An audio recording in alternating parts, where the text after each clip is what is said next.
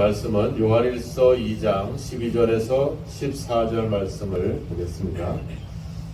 12절 자녀들아 내가 너희에게 쓰는 것은 너희 죄가 그의 이름으로 말미암아 사함을 받았음이요 아비들아 내가 너희에게 쓰는 것은 너희가 태초로부터 계신 이를 알았음이요 청년들아 내가 너희에게 쓰는 것은 너희가 악한 자를 이기었음이라 아이들아 내가 너희에게 쓴 것은 너희가 아버지를 알았음이요 아비들아 내가 너희에게 쓴 것은 너희가 최초부터 계신 이를 알았음이요 청년들아 내가 너희에게 쓰는 것은 너희가 강하고 하나님의 말씀이 너희 안에 거하시며 너희가 흉악한 자를 이기었음이라. 아멘.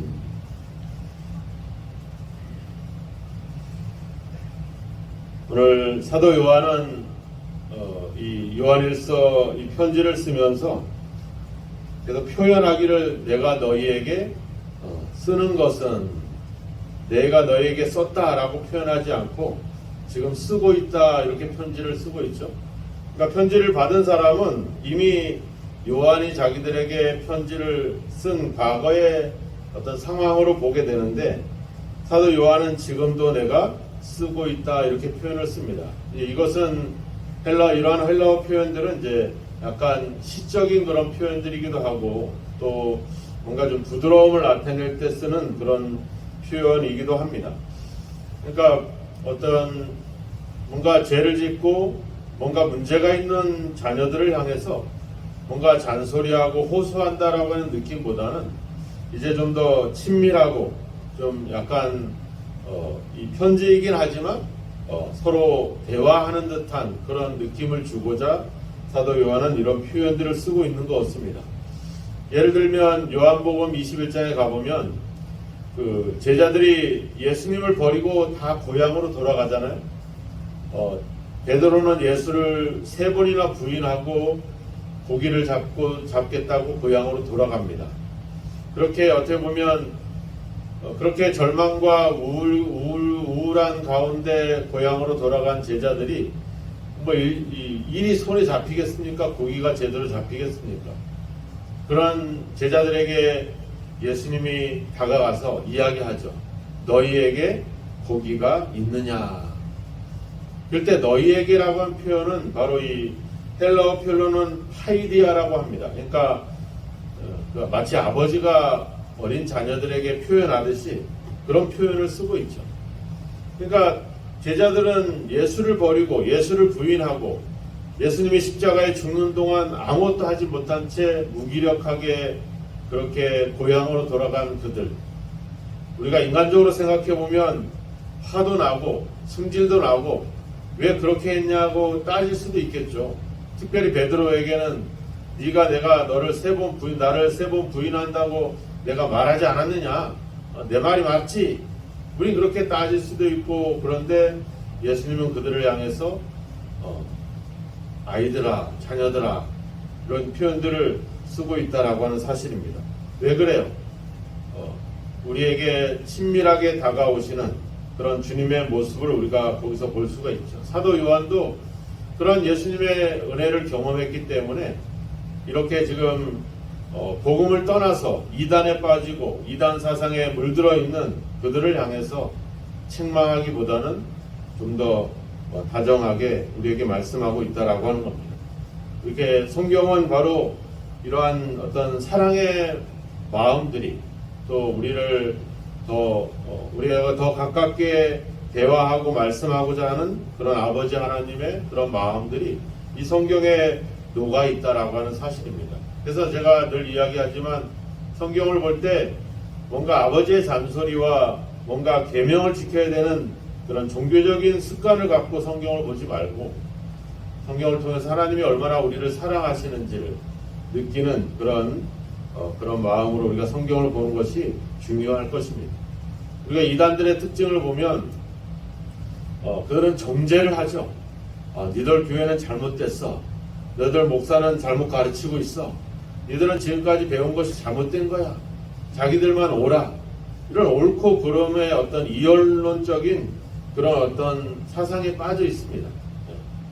분명히 우리는 죄를 졌고 분명히 우리는 하나님의 말씀보다는 다른 것에 마음에 현혹되고 넘어가기 마련 우리를 향해서 우리 스스로도 알고 있어요. 우리가 얼마나 하나님 앞에 불순종한 죄인인 것을 알고 있지만 그것을 재차 끄집어내서 우리 죄를 지적하고 우리를 정죄하는 것은 이것은 하나님의 방법이 아니라고 하는 거죠. 하지만 이단은 자기들만 옳고 다른 사람들은 옳지 않다라고 하는 그러니까 그 가운데는 교제가 있을 수가 없죠. 사귐이 있을 수가 없죠. 오직 옳으냐 그르냐 이런 문제만 가지고 싸움을 수밖에 없다라고 하는 겁니다. 사도 요한이 오늘 우리에게 편지를 쓰는 이유가 뭐였어요? 1장 3절에도 나와 있잖아요. 우리가 보고 들은 바를 너희에게 전하는 것은 너희로 우리와 사귐이 있게 하려 합니다. 근데 그 당시에 영지주의자들, 이단자들은 그렇지 않잖아요. 자기들만 뭔가 특별한 계시와 특별한 어떤 지식을 가지고 있는 것이냐, 특별한 사람들과의 만남만을 강조하고 있죠. 예수님이 마태복음에서 이야기하자는 마태복음 5장에 가보면 네가 너를 사랑하는 자를 사랑하면 그건 뭔 상이 있겠느냐. 네가 형제에게만 무난하면 남들과 더한 것이 뭐가 있겠느냐. 그렇잖아요. 내가 이해관계가 있고 누가 나를 사랑해 줬는데 내가 그를 또 사랑한다? 이건 거래지 사랑이 아니라는 거죠. 그래서 예수님은 우리를 향해서 원수까지 사랑해라. 원수까지 우리의 교제, 우리 사귐의 대상이다. 이렇게 아주 강하게 이야기를 하고 있다는 사실을 우리가 잊지 않아야 될 겁니다. 오늘 사도 요한이 우리에게 이러한 편지, 성경을 쓰고 있음은 바로 우리로 하여금 그리스도 안에서 진정한 교제를 위한 것이다. 그리고 또 2장 1절에서도 이야기하죠.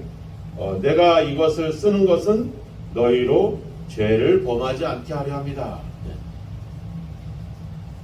그런데 우리가 죄를 범하지 않아야 되죠. 당연히 하나님 말씀대로 살아야 될 것이고 하나님의 뜻을 이루어야 된다라고 하는 거예요. 그런데 죄를 지을 때도 있다라고 하는 겁니다. 그런데 그게 끝이 아니라는 거죠. 그게 우리가 모든 것을 잃어버리는 것이 아니라 기회가 있다는 거예요. 그것은 왜? 우리의 대언자이신, 즉 우리의 변호사이신 예수님이 계시다. 그분이 의로우시고 그분이 우리 죄를 위한 화목제물이 되어주셨다. 그러니까 우리가 죄를 범해야 되지는 않지만 혹시 죄를 범해도 낙심하거나 포기하거나 절망하지 마라. 우리에게는 예수님이 있다. 이렇게 사도 요한은 이야기를 하고 있다는 거죠. 그리고 오늘 본문의 말씀에서 또 한 번 강조를 합니다. 내가 너희에게 쓰는 것은 너희 죄가 그의 이름으로 말미암아 사함을 받았습니다. 우리의 여기서 이 사함을 받았다.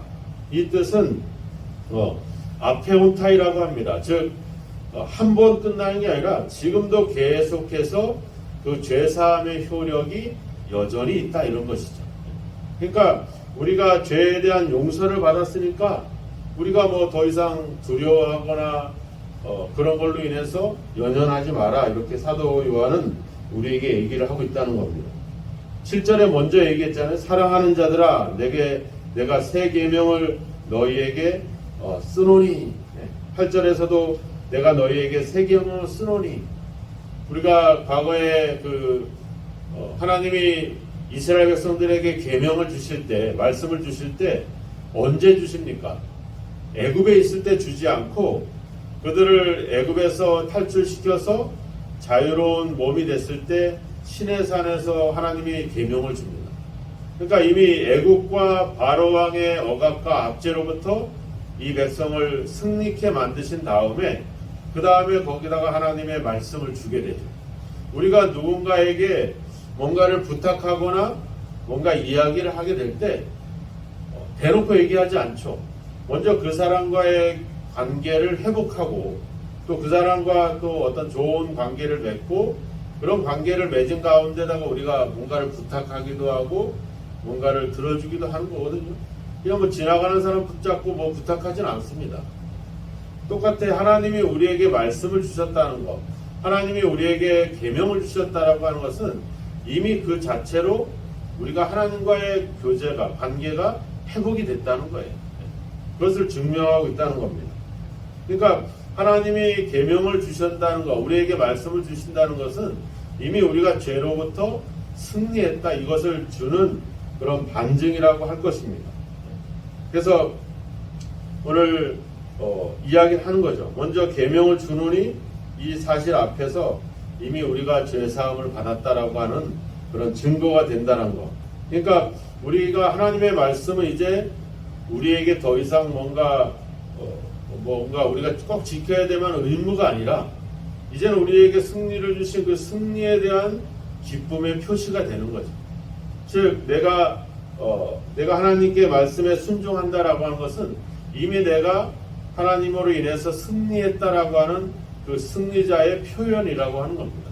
그러니까 순종하는 것이 기쁨이 될 수밖에 없죠.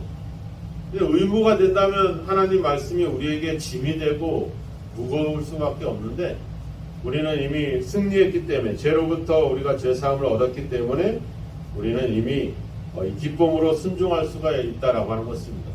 여러분들이 하나님 말씀의 순종이, 하나님 말씀대로 사는 것이 기쁨이 되기를 축원합니다.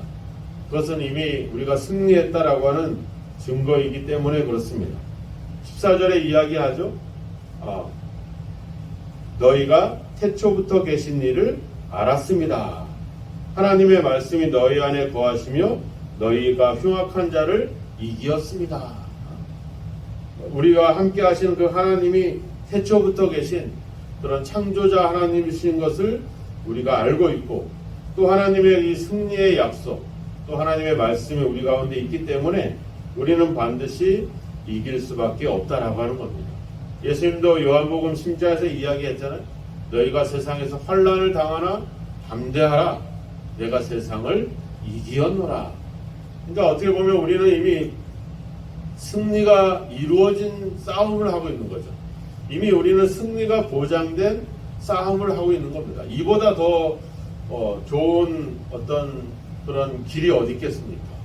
무슨 우리가 달려가도 그 앞에 뭔가가 있다 생각하면 달려갈 수가 있지만, 아무것도 어두우면 달려갈 수가 없겠죠. 그런데 거기에 승리가 있고 거기에 약속이 있고 거기에 소망이 있기 때문에 우리는 이 길을 걸어가는 겁니다. 이 하나님의 약속이 있고, 또 우리와 함께 하시는 하나님이 그 어느 것보다도 더 크고 놀랍다라고 하는 사실들. 4장 4절에 가보면 나와 있죠. 자녀들아, 너희는 하나님께 속하였고 또 그들을 이기었나니 이는 너희 안에 계시니가 세상에 있는 자보다 크십니다. 그래서 사도 바울은 에베소서 1장에서 이야기합니다. 내가 당신들을 위해서 기도하고 있습니다. 힘의 위력으로 역사하심을 따라 믿는 우리에게 베푸시는 그 능력의 지극히 크심이 어떠한 것을 너희가 알기를 내가 기도하고 있습니다. 그러니까 우리에게 역사하시는 그 하나님의 능력, 그 하나님의 승리, 그 하나님의 제사함, 이것이 얼마나 크고 놀라운지를 우리로 하여금 알기를 원한다. 그것을 위해서 기도합니다. 이렇게 이야기를 하고 있죠. 오늘 사도 요한도 내가 이렇게 편지를 쓰는 것은 너희가 죄사함을 받았습니다. 이미 죄로부터 우리의 죄에 대한 우리의 문제가 끝났다는 거예요. 이제는 우리는 더 이상 정죄를 당하지 않고 무시당하지 않고 우리는 이제 승리자의 삶을 살아갈 수 있다라고 하는 겁니다. 이미 승리가 보장된 이 길을 걸어가고 있다는 거죠. 오늘 이 메시지를 다시 한번 생각하면서 우리와 함께 하시는 그 하나님의 은혜, 또 우리에게 역사하시는 그 하나님의 능력, 이미 우리에게 승리를 주시는 그 하나님의 은혜를 다시 한번 생각하면서, 하나님, 그것을 우리가 잊지 않게 하옵소서. 여러 가지 삶의 문제에 부딪힐지라도 결국은 우리를 승리하게 하시는 그 하나님의 말씀, 그리고 그분이 그냥 하나님이 아니라 이 땅을 창조하신, 태초부터 계신 창조주 하나님이시고 우리를 위한 대언자시며 우리를 위해서 자신의 목숨을 내어줄 만큼 우리를 사랑하시는 그분이라는 사실을 우리가 알고 이것을 잊지 않게 해주십시오. 그 하나님의 능력의 지극히 크심을 우리로 하여금 날마다 확신하고 믿음을 갖게 해주십시오. 우리는 그렇게 기도하고 우리가 이 세상을 향해서 나가야 될 줄로 믿습니다. 오늘도 우리는 승리가 보장된 싸움을 하고 있습니다. 승리가 약속된 믿음의 길을 걷고 있습니다. 여러분들은 참 옳은 길을 지금 선택하셨고 오늘도 그 길을 계속 믿음으로 걸어가시는 그런 믿음의 당당함을 갖고 약속을 붙잡고 승리하는 승리자의 삶을 살아가시기를 주님의 이름으로 축원합니다. 기도하겠습니다. 하나님 아버지, 우리는 늘 하나님 말씀대로 또 하나님이 원하시는 것을 행하고자 힘씁니다. 하지만 우리의 부족한 의지와 또 우리의 연약한 결단이 그리고 세상으로부터 오는 많은 유혹과 그런 아버지 주 우리의 아버지 본성들이 우리로 하여금 하나님의 약속보다는 현실을 바라보게 하고 우리의 연약함 속에 좌절하게 하곤 합니다. 오늘 아버지 우리와 함께 하시는 하나님의 그 능력의 지극히 크심을 우리가 알기를 원합니다. 우리에게 주시는 그 하나님의 약속을 우리가 확신하기를 원합니다.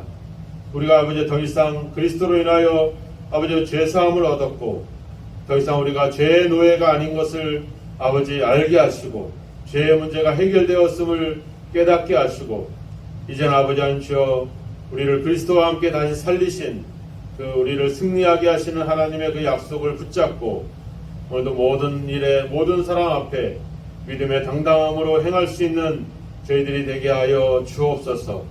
사람의 이야기와 아버지 세상의 허탄한 이야기에 빠지지 않게 하시고 오늘도 우리에게 승리를 주시고 우리에게 약속을 주시는 그 하나님의 말씀을 우리 안에 두고 그 말씀을 따라 온전히 믿음으로 살아갈 수 있도록 우리를 지키시고 인도하여 주옵소서.